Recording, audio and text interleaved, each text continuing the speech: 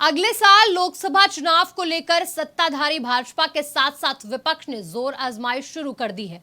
BJP को रोकने के लिए उत्तर प्रदेश सहित पूरे देश में विपक्षी एकता कसरत तेज कर चुकी है। लोकसभा चुनाव 2024 को अभी एक साल से भी कम समय बाकी है। ऐसे में सभी दल अपनी अपनी तैयारियों में जुटे हैं। राजनीतिक गलियारों में ऐसी चर्चा है कि सपा मुखिया अखिलेश यादव सांसदी का चुनाव लड़ सकते हैं। सवाल यह है कि अगर अखिलेश सांसदी लड़ने वाले हैं तो क्या अखिलेश विधायकी छोड़ देंगे? चलिए जानते हैं। नमस्कार, आप देख रहे हैं आज की खबर। मैं हूं आपके साथ रागिनी सिंह। 2024 के लिए बिगुल बज चुका है। भाजपा को हराने को लेकर विपक्षी एकता जोर आजमाइश में जुटी हुई है।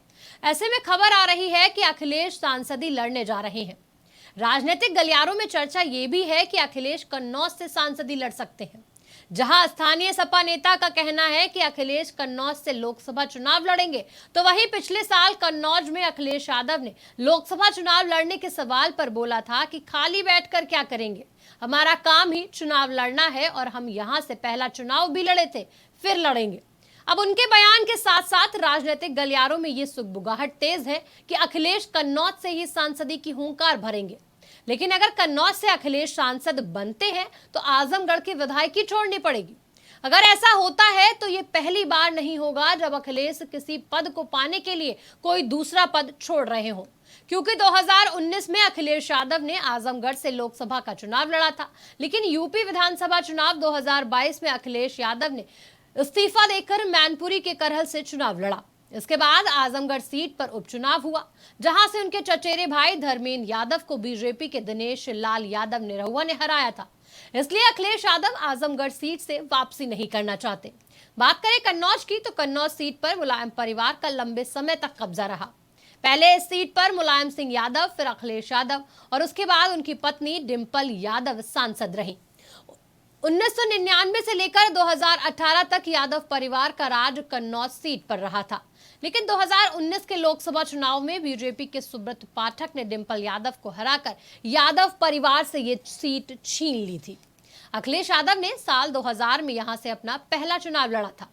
अखिलेश यादव ने बसपा के दिग्गज नेता अकबर अहमद डंपी को हराया था। इसके बाद 2004 और 2009 में इस सीट से जीत दर्ज की थी। अखिलेश यादव 2012 में यूपी के सीएम बने। 2014 में उनकी पत्नी डिंपल जीत गई, लेकिन 2019 में हार का सामना करना पड़ा था। तो वहीं लोकसभा चुनाव में बीजेपी को रोकने के लिए उत्तर प्रदेश सहित पूरे देश में विपक्षी एकता कसरत करने में लगी है।